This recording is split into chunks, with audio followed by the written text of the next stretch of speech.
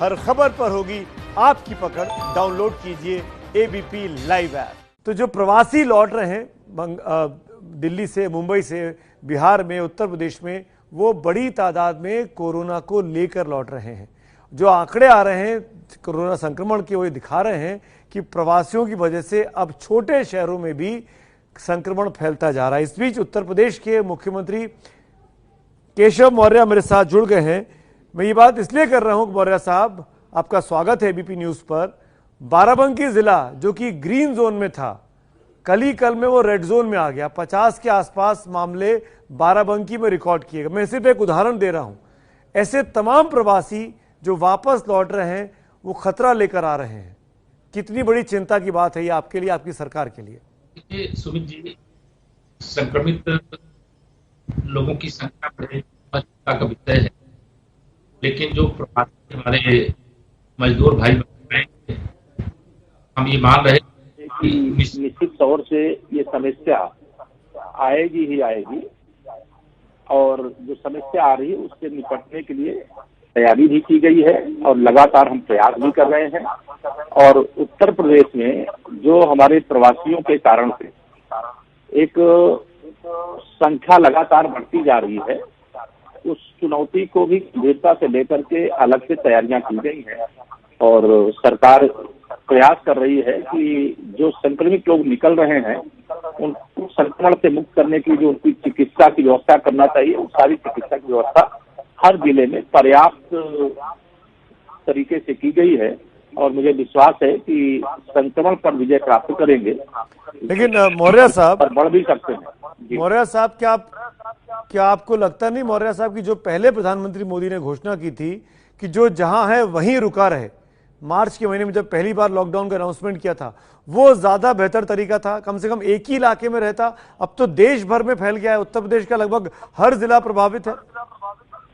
देखिए, ये सच है कि माननीय प्रधानमंत्री जी ने बहुत सूझबूझ के आधार पर जब देश में लॉकडाउन की घोषणा की थी, जो जहां है वहीं रुके, यह अपील की थी। उस अपील का प्रभाव था कि शुरुआती दौर में हम उतना नुकसान नहीं उठा रहे थे, चाहे प्रदेश के स्तर पर चाहे देश के स्तर पर। लेकिन बाद में जब चाहे वो हमें छात्रों को लाने के लिए, चाहे हमें मजदूरों को लाने के लिए परिस्थितियां ऐसी निर्मित हुई कि विवश होना पड़ा, और उनको लाने का जब कार्यक्रम प्रारंभ हुआ तो उसके कारण भी बढ़ा। लेकिन इसी बीच बहुत बड़ी संख्या में जी जो लोग पैदल चल दिए, उनका दर्द कैसे सहा जाए, उनकी पीड़ा कैसे सही जाए, उनका दर्द, उनकी पीड़ा, उनकी समस्या जिन राज्यों में बिल्कुल ठीक कह रहे हैं मौर्य साहब। आम व्यक्ति, प्रवासी मजदूर परेशान था, वो पैदल चल पड़ा था, अपने अपने घर लौटना चाहता था। जब मैं आपसे बात कर रहा हूं, हम साथ में प्रधानमंत्री मोदी की तस्वीरें भी दिखा रहे हैं, क्योंकि वो भी लॉकडाउन में 83 दिनों से दिल्ली में थे, और क्योंकि आपत्ति विपत्ति बंगाल में, उड़ीसा में आई है, पूर्वी भारत में, तो वो दौरे पर गए। वहां की तस्वीरें साथ में चल रही हैं। लेकिन मैं ये आपसे जानना चाह रहा हूं, क्या इस बात को एंटिसिपेट करने में गड़बड़ी हो गई कि इतनी बड़ी संख्या में लोग बाग सड़कों पर निकल पड़ेंगे, केंद्र के स्तर पर भी, राज्य सरकारों के स्तर पर भी? देखिए, जहां तक माननीय प्रधानमंत्री जी को मैं भी देख पा रहा हूं एबीपी के माध्यम से, माननीय प्रधानमंत्री जी तो देशवासियों के सुख और दुख के साथी हैं।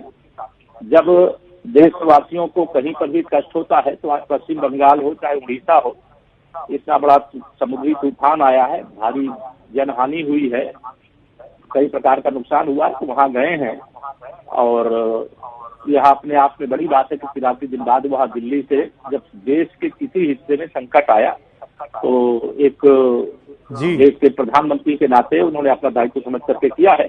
लेकिन उत्तर प्रदेश के अंदर, मैं बता दूं, या देश के अंदर जो यह संक्रमण और संक्रमण के कारण से जो चुनौती है, इस चुनौती पर निश्चित तौर से विजय पाएंगे।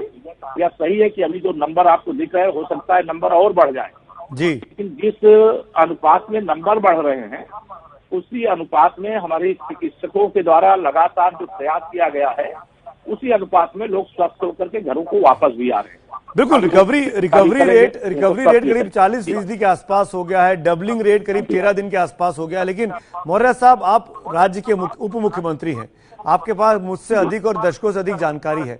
आप क्या आशंका जता रहे हैं, क्या जून के महीने में, क्योंकि अब लॉकडाउन 4 में रियायतें मिली हैं, ट्रेनें चल रही हैं, लोग बाग बसें चल रही हैं, क्या पीक अभी आने वाला है? क्या और बड़ी तादाद में कोरोना संक्रमितों की संख्या आएगी और किस हद तक जा सकती है ये, खासकर आपके राज्य में? देखिए, मैं दो चीजें इसमें मानता हूँ कि एक तो संख्या बढ़ सकती है, इससे हम इंकार नहीं कर सकते हैं, लेकिन प्रतिरोधक क्षमता जो हमारे लोगों की है वो बहुत अधिक है, और जो रिकवरी रेट है उत्तर प्रदेश का राष्ट्रीय जो औसत है उसकी तुलना में अधिक है।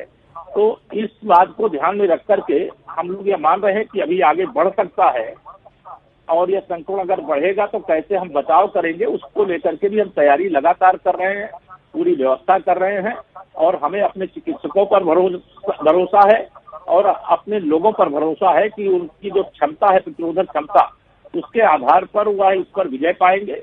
और जो प्रवासी हमारे भाई बहन आए उनसे मैं अपील जरूर एबीपी के माध्यम से करना चाहता हूँ, चाहे यूपी में आए हो चाहे देश के किसी राज्य में, वो चाहे क्वारंटीन सेंटर में जाए चाहे होम क्वारंटीन करें, वह भी लोगों से दूर रहे, लोग भी उनसे दूर रहे, और जब उनकी जांच की प्रक्रिया पूरी हो जाए तभी वह सार्वजनिक रूप से लोगों को मिलना जुलना करें, क्योंकि यह संक्रमण है।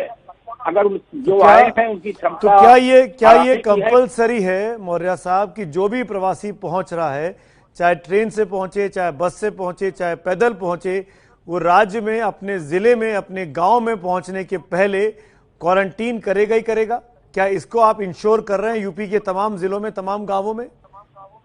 देखिए, कर रहे हैं, लेकिन फिर भी हमें यह स्वीकार करने में कोई संकोच नहीं है कि हमारे जो प्रबंध है उन प्रबंध के अतिरिक्त भी लोग अलग अलग रास्तों से, अलग अलग प्रकार से, अलग अलग मार्गों से वो गांव में ऐसे पहुंच जा रहे हैं जिनकी जानकारी नहीं हो पाती तत्काल, बाद में जानकारी होती है तो उनको जो परामर्श देना है वो परामर्श दिया जाता है। जिनको क्वारंटीन सेंटर में ले जाना है उनको ले जाया जाता है, जिनके अंदर लक्षण हैं उनको देख करके लोग समझ जाते हैं तो उनको जहां चिकित्सा सुविधा देनी चिकित्सा सुविधा दी जाती है। तैयारी सभी मोर्चे पर है, लेकिन यह इतनी भारी संख्या है उत्तर प्रदेश की प्रवासियों की कि उनको सबको पूरी तरह से ट्रेस कर लेना और उनको सबको क्वारंटीन सेंटर पे ले जाना, मुझे लग रहा है कि हम चाहते हुए भी उतना नहीं कर पा रहे हैं। बड़ी बात आप कह रहे हैं, अपने मुंह से स्वीकारना डिप्टी सीएम का, ये बड़ी बात है कि लोग बाग कई तरीकों से पहुंच जा रहे हैं, उनको ट्रेस करना आसान नहीं है, लेकिन सरकार पूरी कोशिश कर रही है। पर मौर्य साहब, मैं ये भी जानना चाहूंगा, बहुत सी रिपोर्ट्स आई हैं, बहुत सी तस्वीरें आई हैं क्वारंटीन सेंटर की, जहां पे चल रहे हैं वहां पर व्यवस्था पूरी नहीं है, वीडियोज आ रहे हैं, खाना अच्छा नहीं मिल रहा है, ठहरने की व्यवस्था नहीं है, पंखे नहीं चल रहे हैं, लाइटें नहीं है। आपको लगता है कि उस पर भी काम करने की आवश्यकता है? सुमित जी, मैं आपको बता दूं, यह चूंकि आपदा आई है, हम प्रशंसा करते हैं, चाहे प्रशासन के, चाहे पुलिस के अधिकारी कर्मचारी हों और चाहे समाज हो और चाहे आप सब मीडिया के हमारे मित्रगण हो, सब लोगों ने जहां कमी दिखाई उसको हमने तत्काल सुधारा है।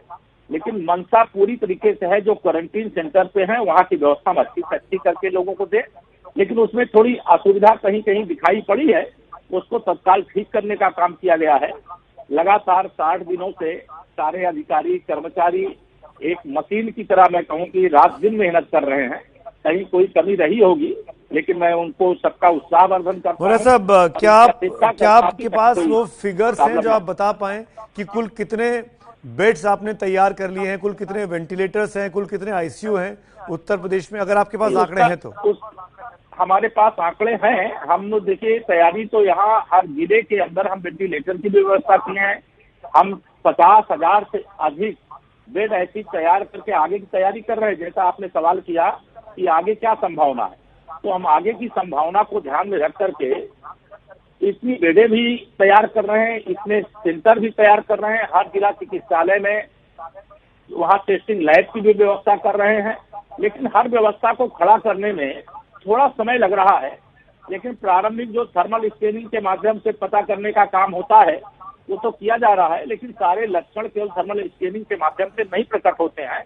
लेकिन हमारी सरकार लगातार अपनी जिम्मेदारी को समझ रही है और उत्तर प्रदेश की 23 करोड़ जनता के लिए जो भी है वह हर कदम उठाया जा रहा है। माननीय प्रधानमंत्री जी के नेतृत्व में भारत सरकार का भी बहुत अच्छा सहयोग उत्तर प्रदेश को मिला है, जिसका हम स्वागत करते हैं, प्रशंसा भी करते हैं। चलिए, बहुत बहुत शुक्रिया केशव प्रसाद मौर्य जी, अपने वक्त निकाला, जुड़ा हमसे, उत्तर प्रदेश की तैयारियों के बारे में बताया।